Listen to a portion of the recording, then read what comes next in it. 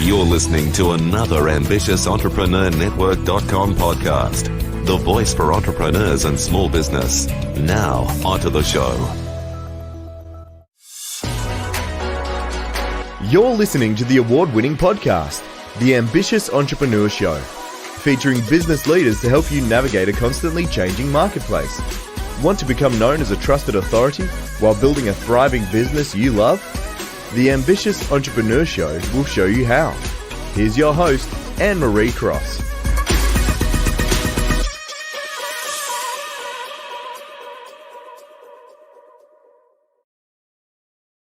And welcome to another episode of the Ambitious Entrepreneur Show, brought to you by the Influence Alliance, which is the business building community for coaches and change makers who want to build a sustainable and profitable business while making a much bigger impact in the world with their message. I'm your host, Anne-Marie Cross. Now, my guest today is a returning guest, and one of the things that she has said is we are at a major turning point for a significant change in the way leaders think, behave and act to adapt and thrive and become future fit in an uncertain and unstable world in ways that value people, that deliver customer value as well as a great customer experience. So that is what we're going to talk about today.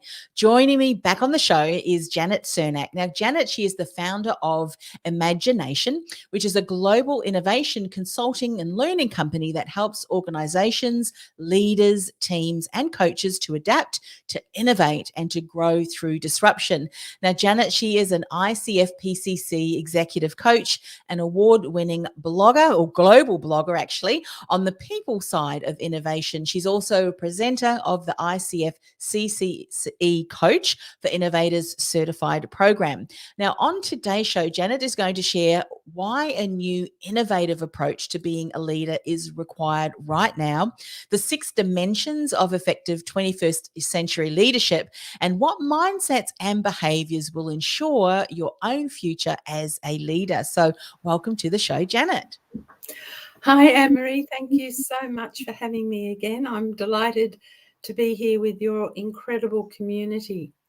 Oh, it's such a pleasure. And last time we spoke about innovation. If people have not yet gone and had to listen to that show, go and search for that innovation and they'll be able to find that. And just when we'd finished the live stream, you and I were talking, or maybe even through the live stream, you mentioned something about leadership and how, we really do need to adapt and change. I thought that is such a great topic. So just as a reminder for those of you who are watching live, if you have a question or a comment, ask away and I will share your question into the communications here, and then Janet will be able to contribute to that, because I know that many businesses now around the world are starting to have a workforce which is returning to the office, and there is a lot of things that they didn't realize that they'll need to navigate through. And of course, we hope that through today's conversation, you'll be able to best support them in navigating, knowing some of the things that perhaps can really support, kind of the team building and all that stuff, which is known as important with the new kind of innovative way to leadership. So let's dive in. Why do you say new innovative approach to being a leader is required right now? Okay, so I'm going to start it on the balcony or at the macro level, is that we're in a lot of, as you said, turning points, but also crises. So the days of avoiding crises are over. The days of trying to manage crises are over, and we need a new kind of blueprint, because at the top we've got the climate issue, we've got globalization and growing inequality. And then in the organizational context, we've got exponential change, which is accelerating unbelievably. We've got digitization, and then we've got COVID-19. So, you've got the big wicked problems, and then you've got the immediate issues and dealing with the impacts and the consequences. I've just started coaching on one of the global coaching platforms, which is really interesting because we do these 45-minute, very transactional coaching sessions. And what I've noticed is extraordinary is the range of feelings that people are going through right now. So there's a lot of anxiety and overwhelm. There's a lot of helplessness and feelings of powerlessness. People have been very isolated, and what they've done is they've mostly contracted to working down within their own individual and unique silos. So in the old days, we talked about silos in organizations, and it seems that a lot of these managers and leaders have become self-appointed silos. So they're feeling very disconnected and even fearful of the future through so much uncertainty and instability on the one hand, and on the other hand, there's a real crisis of trust, right across the board, whether it's in politics or in organizations. So it's how do we reconnect people? How do we resource people to actually flourish or thrive, through this decade of both disruption and transformation? So we like to say there's a new blueprint. We need a new blueprint to co-create the kind of future we all really want to have. Yes. I mean, all of the mixture of things that you mentioned, one or two of those in itself would need to be addressed. But when you list what so many kind of feelings, things are coming up, often as leaders, we might say, well, we really don't have time to be able to deal with that. We want them at work, working and focusing. But I think as leaders, we need to realize that if we don't support our staff, individually and as teams, recognizing, being aware that other people around us may be struggling, if we don't help them to be able to cope, what are some of the ways to be able to address that? They're just not going to be 100% in the workplace. As we know, as individuals, we bring that all with us, don't we? Those feelings.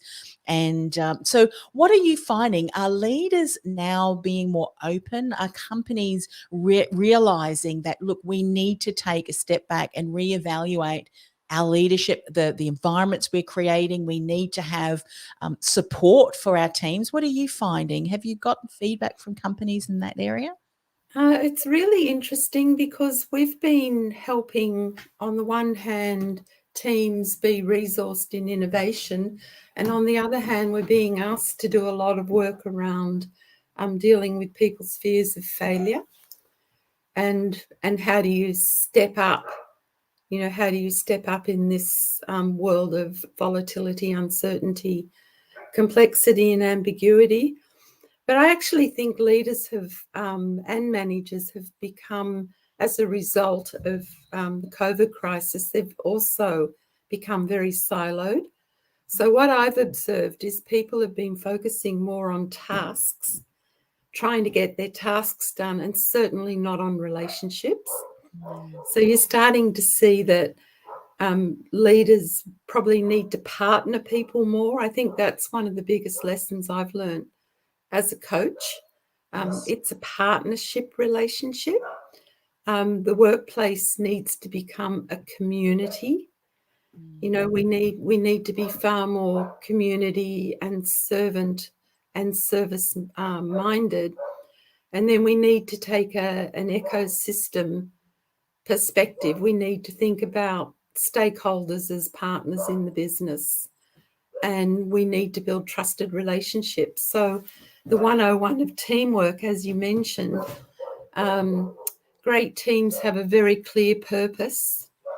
They have very clear roles and responsibilities.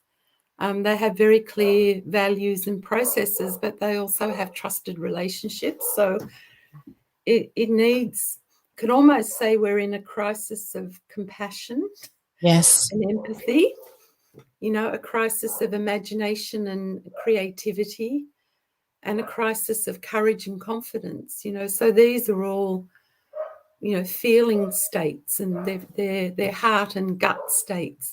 People need to be related to in a visceral and in a heart-centered way. Yeah. They're suffering. People, even they the are. strongest people. I was talking to a gentleman this morning from the US, and we're we're looking at doing some work together, and he was saying I was quite surprised that his ideal client, particularly 80% of the people that he worked with, were women, and the way he was, I thought he was like a man's man, and he said, "Yeah, but men, we're so stuck in our ways, we don't really feel that we need help."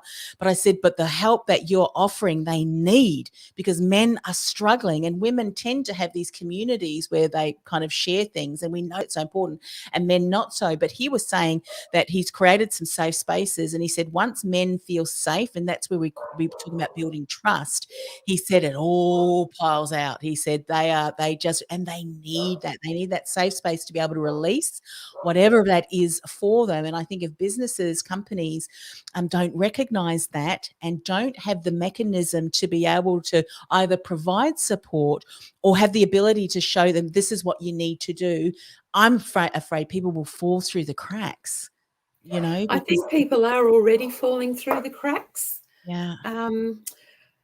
There's a yes and to your safe space. That's a very big term. So there's a lot of talk about psychological safety, but that's only like one element. We find, especially when we're training coaches, it's a lot more about building what we call a collective holding space. And from a leadership perspective, the leaders need to have a lot of presence. So they've got to be grounded, mindful, and conscious so that they can actually connect to people and attune. And it doesn't matter if you're just a startup of 2 or a company of 20 million, you need to be able to be fully present to what is going on for people. And you can only do that if there's safety, tolerance, permission, allowing, and ultimately trust. So, one of the areas we've been working in is how do you fail forwards and not be punished?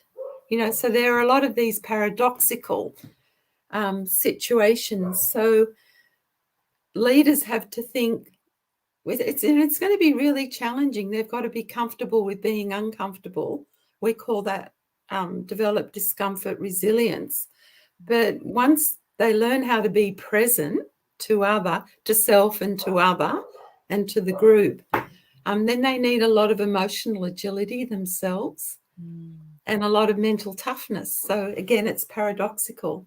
So how do you relate to people at an emotional level, and then how do you be courageous on standing up and having the grit and determination to put a line in the sand and go for it? So it's just a different skill set, because most of the common ways leaders and organizations have responded to crises and challenges in the past, they're no longer applicable and they're no longer relevant, because they're old mental models and they're old strategies and they're old skill sets. So there's big and we need a lot more than that. Yeah.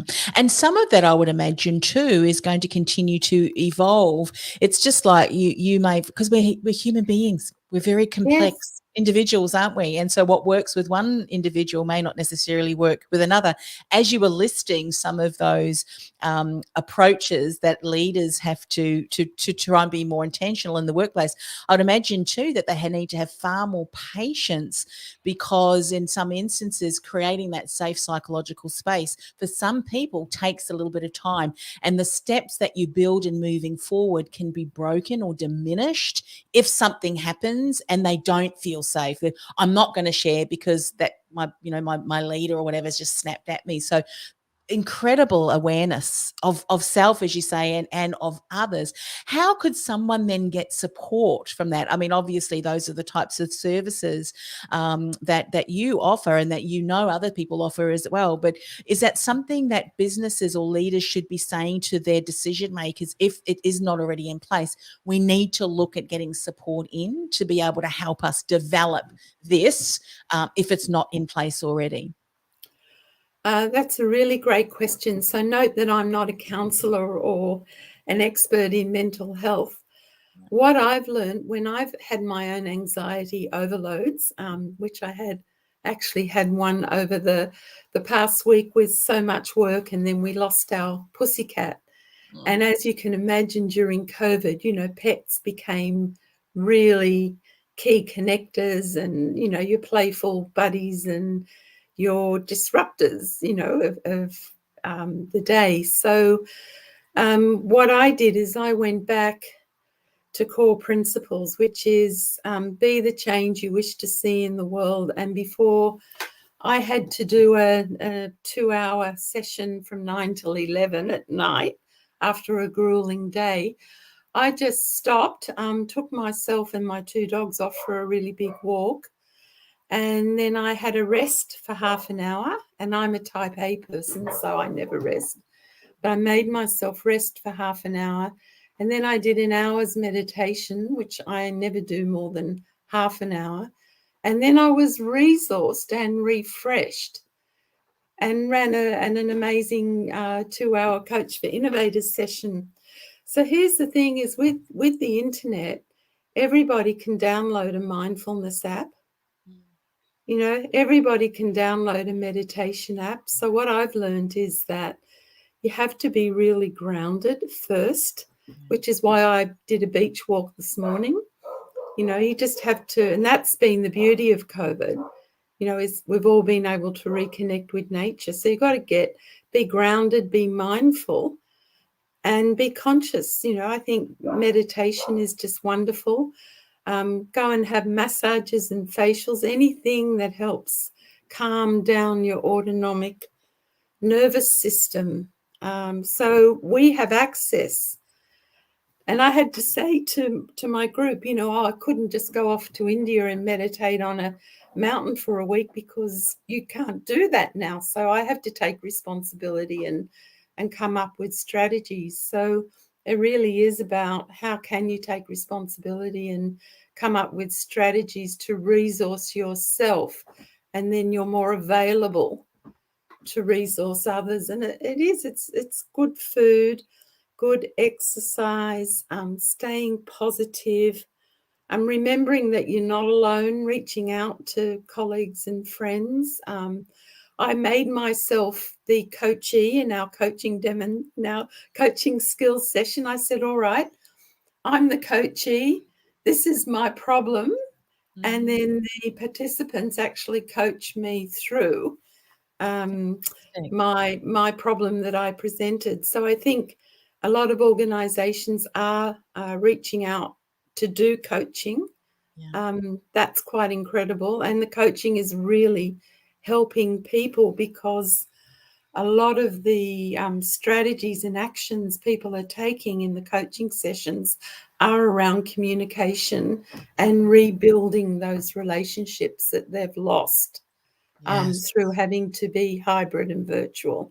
Yeah. So I think coaching is definitely it's the end. Once you help resource the individual, then coaching is a great way of helping them transition back now more important. I mean, it's always been important. However, if an organisation, no matter how big or small you are, does not have a component of that, then it needs to, because as you say, there's so many things to navigate. There is something else that many people will need to begin to navigate through, I'll use that term, is because some people have experienced a death of a loved one or a family member and have not really been able to grieve and go through that grieving process. All of these things need to be unpacked somehow, doesn't it? Just to be able to have closure on that. And, often we'll just sweep that under the table. Well, guess what? Emotions, we hold that in our body, don't we? Physiology, we hold that.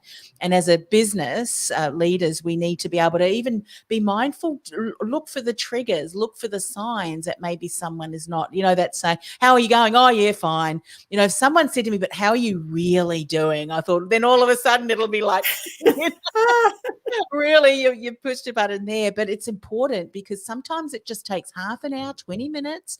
And you know what? I feel really good now. We need to have that ability to somehow, talk and release. I mean, I'm glad we're having this conversation because I think it starts with awareness first. People may not be aware that this is even needed, that people will be the same. But I think, as you say, as organizations, we need to realize that there has to be this change. Now, you've said there's 6 dimensions of effective 21st century leadership. You may have already covered those again, but let's list what are those 6 dimensions. Okay.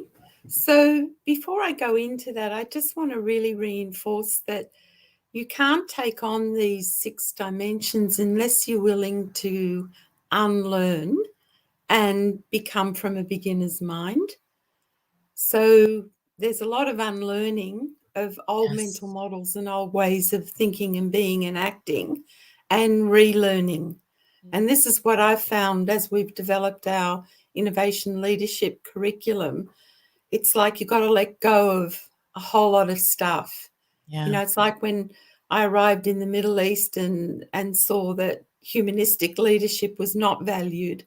I just had to let it go and relearn a more, courageous, compassionate and creative way of leading.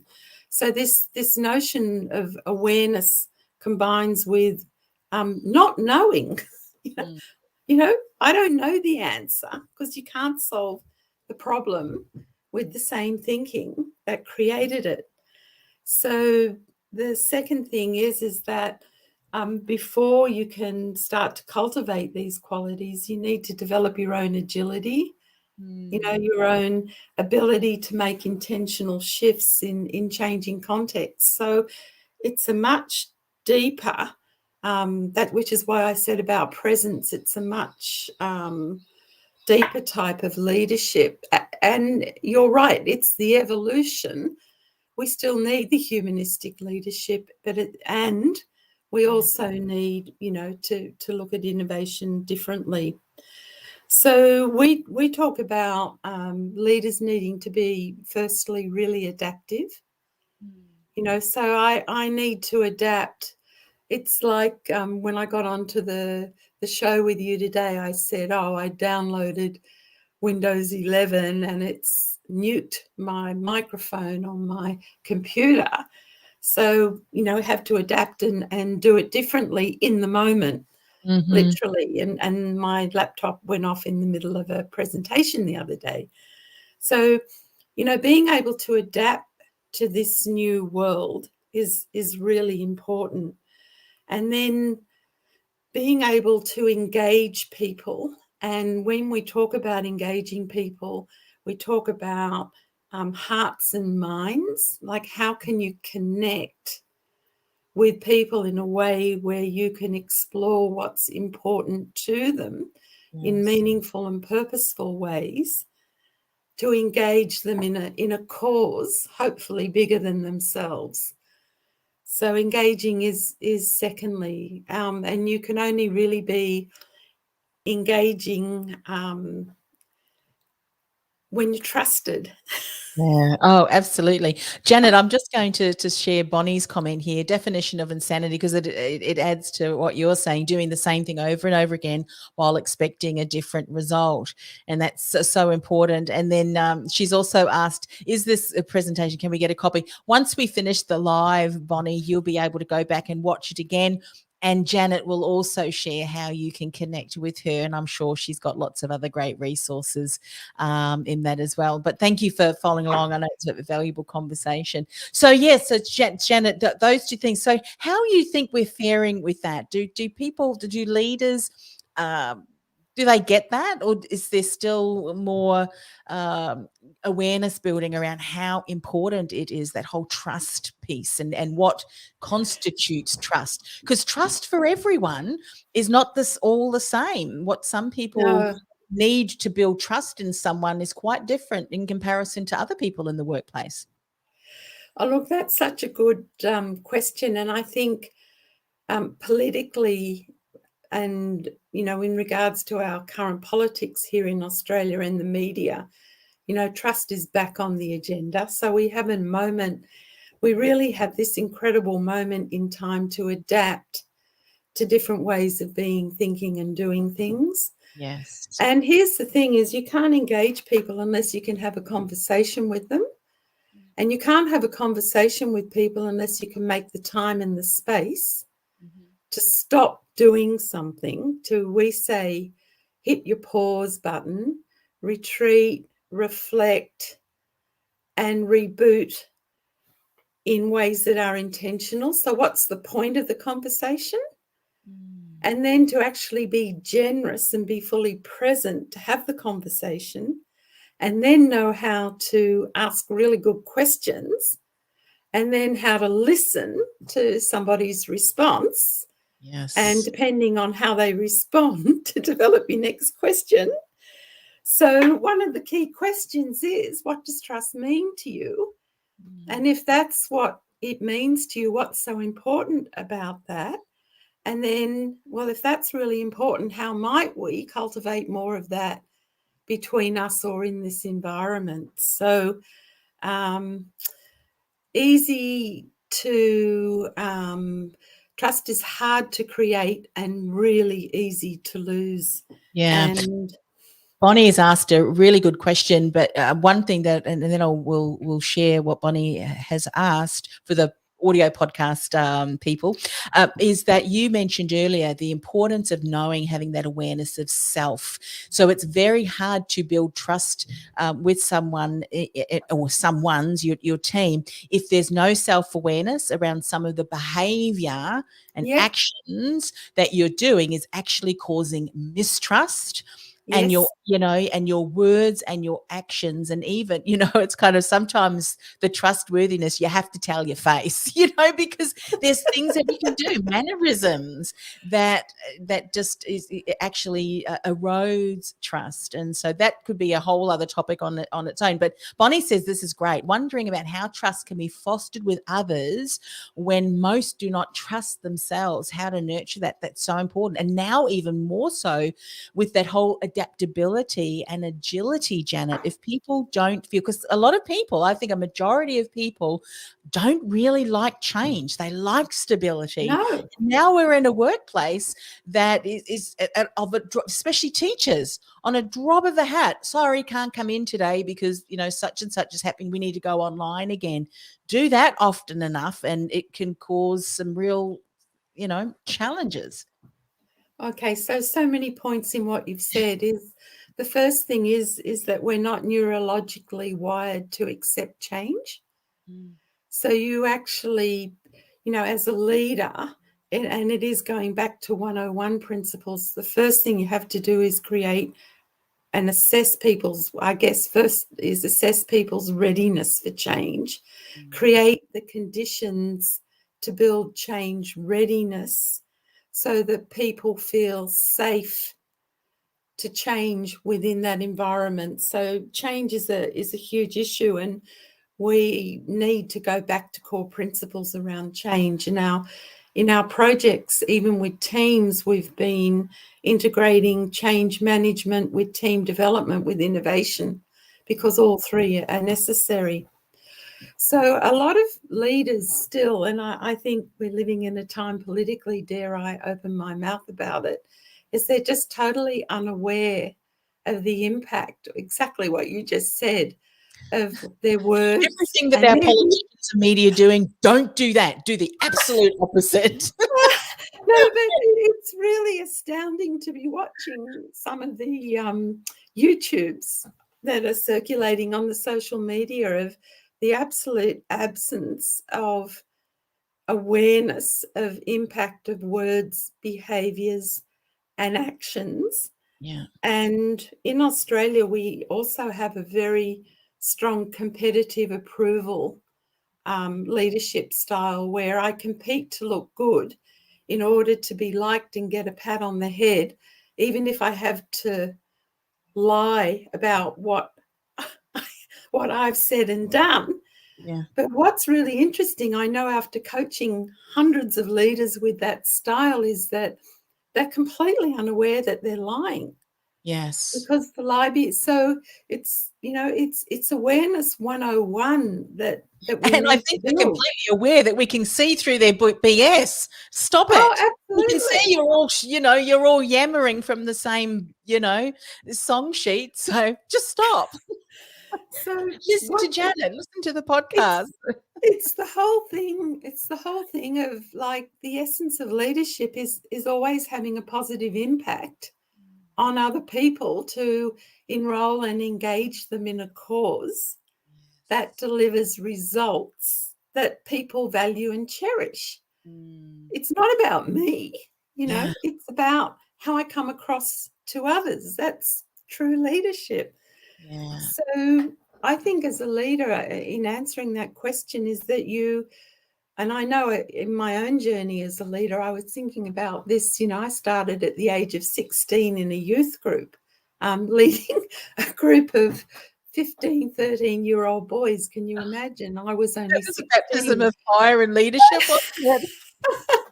But I think part of it is, it's your own journey. It's teaching and leading from your own experience. And I know, just to respond to that question, it took me a long time to build. I always had the confidence. So it's more than confidence. It's the inner conviction that you're being authentically and courageously present. So leadership is a journey, and if you don't trust yourself yet, then do what you need to do to build that inner confidence and that inner conviction. I used to call it a sense of certainty, inner Yeah. certainty. But even then, that means that you need to access your cognitive intelligence, your heart intelligence, and your gut or your visceral intelligence, and align them. So, have a clear purpose, have very clear values, and constantly build your confidence and take courageous leaps. And Yeah. that's how you'll start to trust yourself, because then you're an aligned and integrated Yeah. human And time being. works really well too, doesn't it? Your journey. And then Yeah, you get to a certain stage where you can't actually ever be challenged on anything, because if you are, as you said, if you're sharing your insights, your journey, and so many of us are now sharing insights from our journey because it's things that we've learned when we've overcome struggles and challenges. No one can challenge you or hold yeah. you up to task. So that's not true, because it's your journey that you've lived. And I love that. And I think as leaders, and you said this earlier, and I'll reiterate this now, once we understand this about ourselves and we bring that forward with authenticity in the workplace, we role model that for our team, Yeah, and don't we? mentor and Yeah. coach. I Yeah. think coaching is going to be a really key skill that, leaders are going to need to cultivate as well. We've got some great questions here. Bonnie, we could have you on the show. You could be my co-host. I love this question. How do we create safe spaces in workplaces and learning spaces so that we can support change, especially of habits of mind and belief systems? I think you've touched on this, but let's just share again, Janet. Look, it's a really great question. And in a way, I have answered it just through my own anxiety attack the other night. It's just stop, hit your pause button, retreat. And when I say retreat, is to retreat and associate with how you're thinking and feeling and how the other people are thinking and feeling. So it's a lot about connection. And then actually go into conversation with people about what matters to them. So if you want to create a safe space, then just ask, how can we? What does a safe space mean to you? How might we create more of that in our workplace? What are your greatest fears? What are your greatest hopes? What are your greatest concerns? Is to have these, there's somebody calls them candid, or we call them creative conversations, and be present and hear. Like in our coach program, we're actually teaching coaches and leaders and teams how to actually hear what people's beliefs are, what their values are, through developing what we call generative listening skills. So it's just all about being generous, being compassionate, to be present with others and find out what's important and what makes sense to them. And then to actually, as Anne-Marie was saying, how do you role model, mentor and coach them to adapt to that new space. And one more thing I'll just add, and thank you for asking, Bonnie, because this was when I was the coachee in our coaching skills practice. It came down to our basic is you just got to be present to what is. Don't judge it. Don't evaluate it. Whatever is going on for people is what's true for them, and give them permission to share it, and then start to draw out and pull them towards what could be. So we say this is paradoxical. In the old world, it's either this or that. In this new world, it's, well, how do we work both with what is going on for you or the team, and how might we co-create something better from that? That's beautiful. And I think just beautifully for what Bonnie was saying, she kind of did that. She said she just coached someone today around mindful project management and what that looks like so they can stay in the moment. And I think when we stay in the moment there without judgment, it allows for opportunities to go places where we may never have gone, were we to judge, were we to go instantly in that criticism, isn't it? Yeah. And I think that's really important. And thank you, Bonnie and Anne-Marie. This is a moment in time.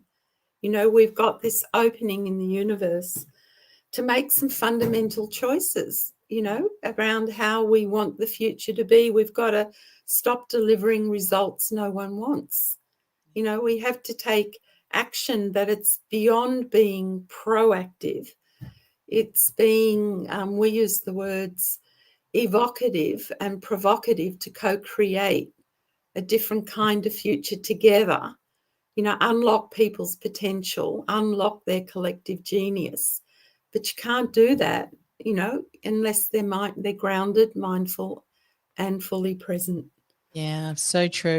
You know, I was listening to one of my clients who, by the way, has got an amazing podcast as well. If you haven't heard it, Limitless Leaders podcast, Renee Giruso, and she was talking about, and actually I think it dropped today in her solo show around how important it was for leaders to have one-on-one conversations with their team, because it opens the possibility, Janet, to everything that you've said, to ask them and give them time. And she was saying that it's not necessarily about work either. It's how they go.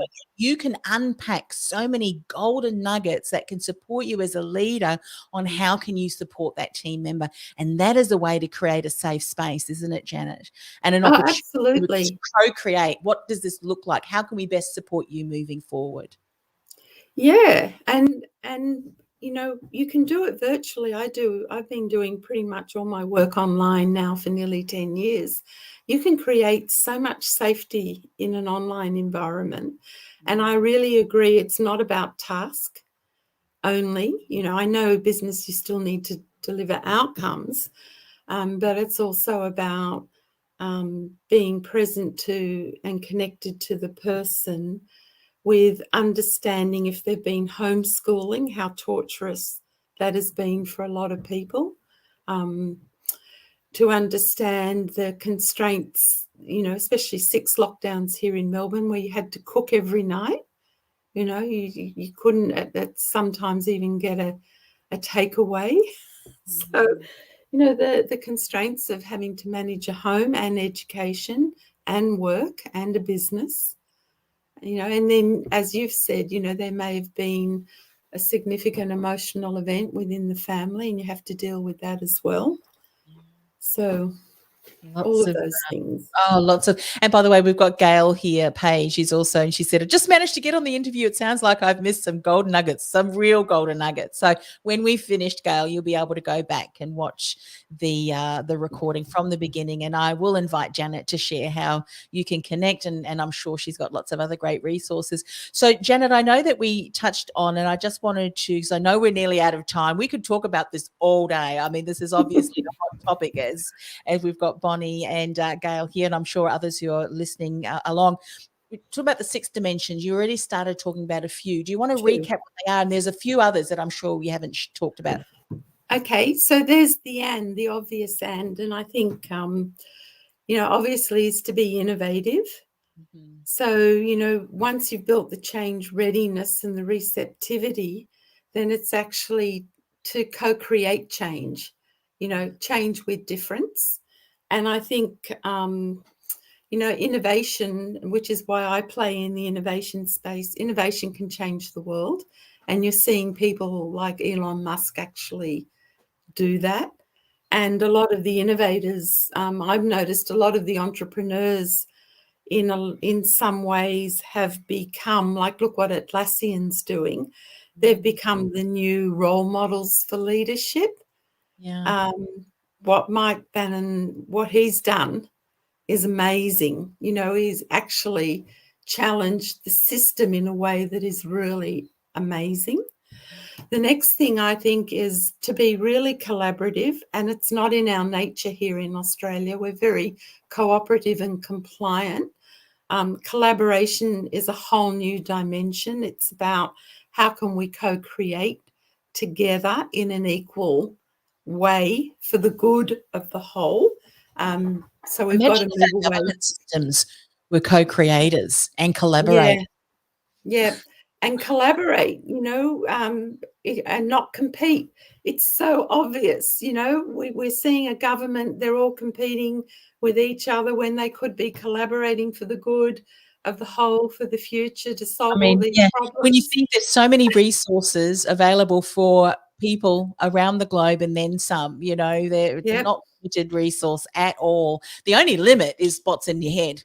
And if you think there's limited resources, then I invite you to rethink that and change your mindset around that, because that will take you to places that you've probably not even actually realized yet. So it's true. So that collaboration, I know we have a long way to go here. I've heard We that do. time and We time do. again. So it's not about, my neighbour at one point had 5 cars in the family. In the future, how might you collaborate with having just one electric car? How could you collaborate with, with the community and with the system?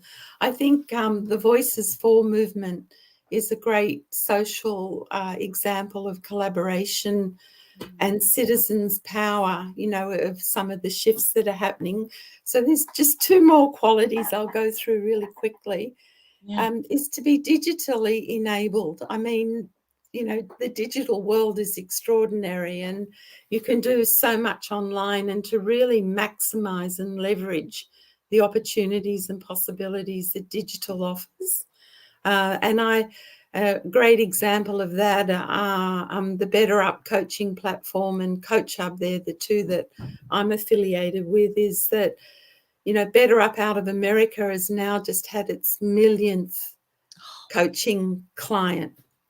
I mean, that's extraordinary. And that just came out of the vision of 2 people, but they've helped 1 million people. So, looking at the depth and breadth of the digital world, and then, of course, being future focused, is focus on the future. Let go of the past. Be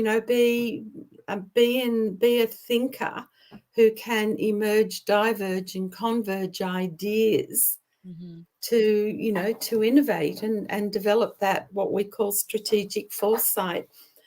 And at the end of the day, it's about how you deliver value. And if you're adaptive, engaging, innovative, collaborative, digitally enabled, and future focused, you can deliver incredible value to the people you work with, to customers, to communities. And what's going to be even more important for leaders is to create a great customer experience. So yesterday we went to Loom here in Melbourne to see the Van Gogh exhibition. So remember, I'm revealing my age. In the old days, you would save up for years to go to Paris to see the Picasso Museum, and then, like, hold your breath until you cross the threshold and you could see Guernica and all those incredible paintings in real life. You know, now the experience is you walk into this huge space in the Melbourne Conference Centre and you see a digitally enabled presentation of Van Gogh that not only illustrates his life, but also his artwork in 360 degrees, and you can feel it. Yeah. So, you know, what a great customer experience have they created to engage a whole new generation, Mhm. you know, in art history. And I was watching, there were mothers with babies, there were art students who were just like desperate to take a photo, you know, a selfie with all of this going on behind them. So how can you create experiences like that to, you know, to capture people's hearts and minds? It was extraordinary. Amazing. And you know what? It really is, what's the saying is limited to your imagination, isn't it? And what's Yes, possible and where that can allow you to go. I mean, who would have ever thought that you could attend this, 10 yeah. years ago? Oh, never, You never. would I have. mean, I was the student that cried when I saw, you know, Rodin. I went to the Rodin garden in Paris, you know. So now you can go on the internet.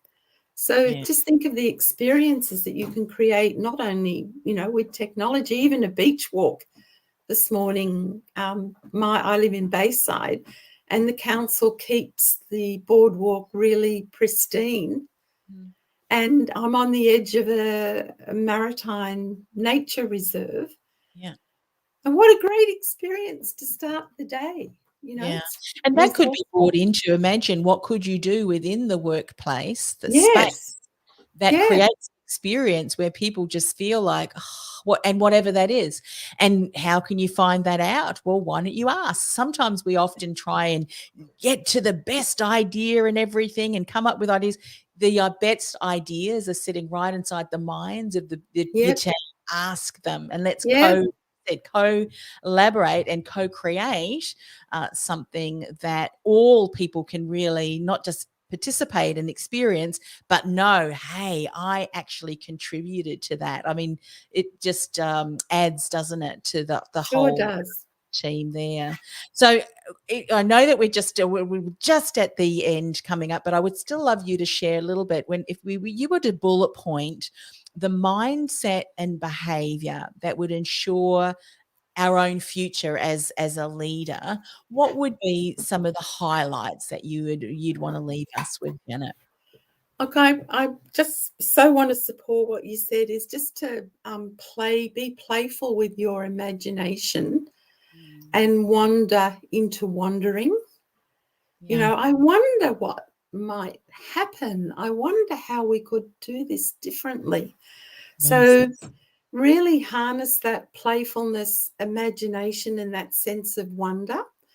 I think the next thing is to be a really good experimenter and risk taker. We call it the gamer mindset.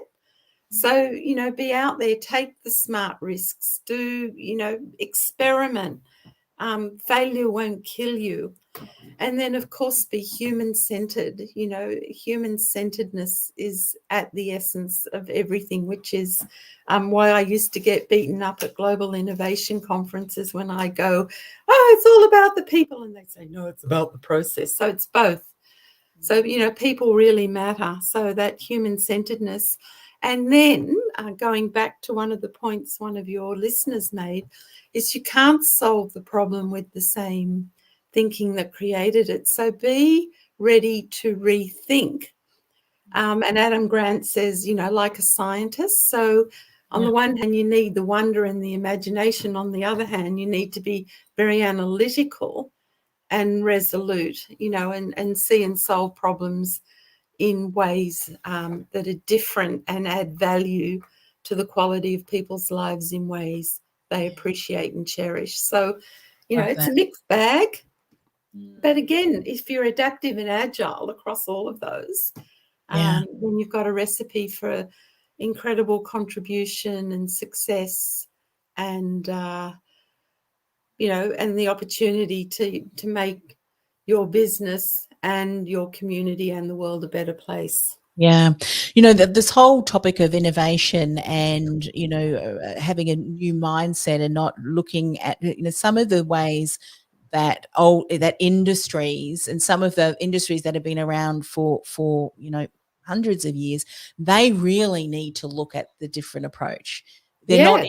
open to looking at different ways to solve a problem, and I think it's limiting, and I won't go into what I'm thinking about, but one particular way that people are addressing a problem, can I tell you, you need to rethink the way you're addressing it because it's not working. Let me Yep. just say that. But it's true, isn't it? So Mhm. industries, you can look at how can we address this problem in a way that does allow for innovation. And I love saying, even 1% difference can be the difference, can make Yes. the difference that your industry needs and your people need. And so we don't often we would love to be the next Elon Musk in our industry, but just 1% difference can be that difference, can't it, Janet? So yes, that's the importance of strategy. So we did a presentation this week that talked about um, links to what you're saying. I'll be really quick. Is industries need to avoid having a Kodak moment, and a lot of people say, "Oh, a Kodak moment is missing the opportunity to innovate." Well, actually, in Kodak, they did invent the digital camera. Strategically, they just decided not to pursue it.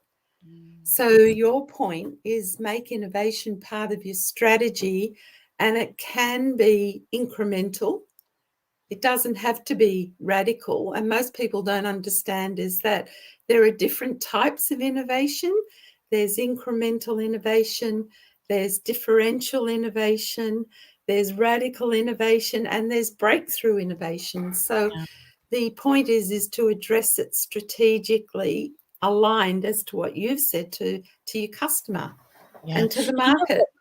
I love that. I've never heard of that before, but as you were sharing that, I thought absolutely. And some of the things that we say, that is such an innovative idea. If you went back to the development team, they've been developing on this idea, 10 years ago or 20 years ago, but they've allowed that idea to continue to evolve through the feedback Incubate. of consumers to the point that all of a sudden they've caught up with the market, right place, right timing, right thing, whatever that is, that all of a sudden the market says, yes, we need that. And sometimes it is dipping the toe in the sand, so to speak, and change it. Yep. Similarly to what and we can bring this right back to even the conversation that we were having, sometimes your team doesn't need you to completely evolve and transform what you're No. doing. Do it slowly and allow them Yeah. to come along on the journey. And that way is far better, isn't it, to embrace change, but do it slowly as you're bringing the team along with you. I think the point is to do it intentionally. So, be strategic, be purposeful, focus on value, focus on the customer experience, help people get out of their silos, to recuperate and, recuperate and reset. I think that's the big word everyone's using, reset for a future that we can only possibly imagine, how awesome it could be. Yeah, fantastic. Janet, how can people find out more about you and the wonderful work you're doing? Well, thank you for asking. So, first thing is connect with me on LinkedIn, and there's Janet Cernak and Imagination on LinkedIn. We also have a Coach for Innovators certified. Actually, we've expanded it now. Coach for Innovators, Leaders and Teams. So we're specialists in the learning and coaching side of innovation. And we have a program starting in February 2 in 2022. And it's done online and it's global and it's limited to 8 participants. And we also do in-house. We're doing a lot of work with some global farmers at the moment around building their innovation leadership and teaming capabilities. So we can do that. So you can get our monthly newsletter if you sign up at the Imagination website. And you can find out more about me personally and my story on janetcernak.com.au. And we have built a global community. And I think when you're playing in this space, it's really important to find your tribe. So you're welcome to join our global tribe, and at least you'll have the chance to be in the conversation.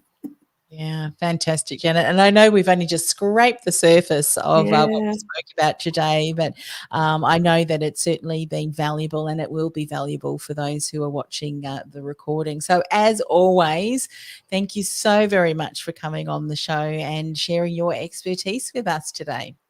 And thank you for having me once again. It's always a delight, and another grey day in Melbourne, but celebrate it. Yeah, absolutely. All right. Bye for now. Bye, Janet. Thanks again. Thank you. This podcast is brought to you by theinfluencealliance.com. Want to influence real change with your message by becoming known as a trusted authority in your industry while building a sustainable and scalable business you love? Find out how by accessing our free podcast series at www.theinfluencealliance.com/podcast series. That's the influence